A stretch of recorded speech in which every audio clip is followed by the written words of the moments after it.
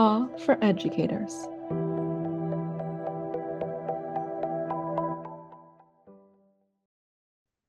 Awe is a complex emotion that can be difficult to define, but we often know it when we feel it. It often comes with both a psychological and a physical reaction. As Dr. Dacher Keltner outlines in his book about awe, it's the tears, the chills, and the woes we experience when we are in the presence of something vast or wondrous that challenges our understanding of the world. People often describe their experiences of awe with words such as wonder, amazement, surprise, or even transcendence. The benefits that researchers have found with regards to awe are related to the positive experiences of awe. However, the experience of awe can sometimes be negative too. Researchers have found that awe can sometimes feel threatening. For example, when we witness the tragic powers of Mother Nature during a natural disaster. So when exploring awe for yourself or for your staff, be gentle and aware of your own and their boundaries and limitations. Something fascinating seems to happen in our brains when we experience awe. Neuroscientists have found that being in a state of awe looks very similar to people's brains when they meditate, where there is decreased default mode network activation, which correlates with less focus on the self and more of a sense of oneness with the universe and a greater collective. Knowing this, scientists suggest that awe may have evolved as an adaptive response to new and complex information. Our brains seem to be more open to receiving and processing information in awe states, which helps us adjust our mental structures and seek connection and coordination with others. And ultimately, this would have increased our chances of survival. But do all people experience awe? And what influences awe? What triggers awe in each of us is personal and individual. For some, it may be from observing something that is physically large, like the Grand Canyon or Taj Mahal, while others are awestruck when presented with a complex idea that challenges your thinking, like quantum physics. Awe can also be influenced by multiple things, such as age or life experience, personality, and the cultures we grew up in. For example, some people's personalities are just more prone to experiencing awe compared to others. For example, research points to a relationship between people who are more open to experiences and awe. This is not to say we can't all experience awe, it just may come more naturally to some. Humans of all cultures seem to seek awe, evident by the amazing art and music we create and the efforts we take in preserving the natural wonders of the world. In its essence, awe is a great inspiration for art and science. Our curiosities about the mysteries of the world spur humans to explore and create.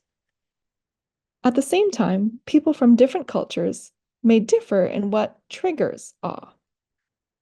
Some experiencing it more from one source than another, based on beliefs, traditions, and life experiences. For example, research shows that people from China are more likely to experience awe in response to other people, while people from the United States are more likely to experience awe from nature. Similarly, people from various cultures may differ in the types of art they find awe-inspiring or the kinds of acts of moral courage that spark the most awe for them. In addition, some cultures find awe or some sources of awe more threatening than people from other cultures. For 2 decades, researchers have been fascinated by the fact that awe seems to be a cross-cultural phenomenon, an innately human emotion, yet one that's triggered by so many different experiences. So a group of scientists left the comfort of their labs one day to travel to 26 countries to learn about the kinds of things that make people feel awe. From China to Mexico, Chile to South Africa, Norway to the Himba people in Namibia, and beyond. They gathered the most amazing awe stories. People told them about extraordinary kindnesses, unbelievable obstacles, and rare talents. They talked of the miracle of childbirth and the courage to stand up for others, to simply being near the ocean or amidst a forest. One person shared how he felt awe the first time he saw an ostrich. After spending a year reading and classifying these stories, the scientists made their own awe-inspiring discovery: the 8 wonders of awe. One of these wonders is moral beauty. We often feel awe and wonder when we witness examples of human kindness, charity, courage, or overcoming hardship or obstacles, like when your typically shy student steps out of their comfort zone and gives a moving speech at a commencement ceremony. Researchers have found that moral beauty is the most common source of awe. Being presented with new complex ideas can also spark awe.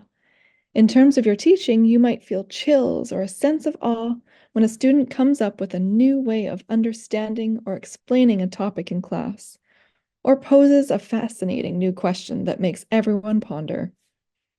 Awe can be sparked in the classroom when contemplating fascinating phenomena, like how a plane stays up in the air, or the magic of photosynthesis, that plants can turn water and light into food for itself and oxygen for the earth.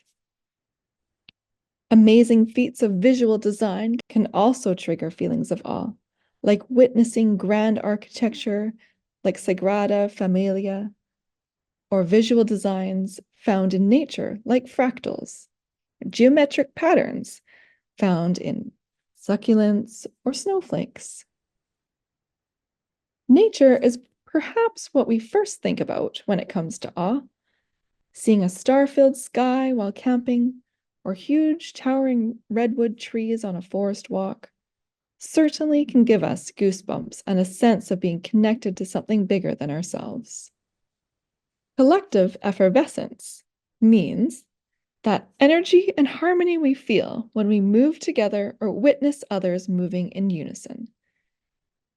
We see this when we witness or take part in dance with others, or processions and synchronous ceremonies. You may have noticed you feel particularly bonded and filled with wonder after dancing together with a group of people, or watching a new grad class all process onto the stage, or being part of a live sports event at a stadium. We also witness this in nature, like when birds flock together or when bees swarm. Music is another source of awe we may not be too surprised is on the list. We may ourselves have experienced chills or goosebumps and a sense of wonder when listening to an incredible piece of music. Life and death, or considering the wondrous cycle of life, is another source of awe. Many people report feeling awe when witnessing the birth or the end of a life, or when pondering the miraculous feat of nature's life cycles. And finally, transcendence and spirituality and meaning. These things can both spark awe and be the result of an awe-filled moment. For example, research has found people discover what they find meaningful in life through awe experiences. And spiritual practices like group prayer or meditations can also lead to experiences of awe.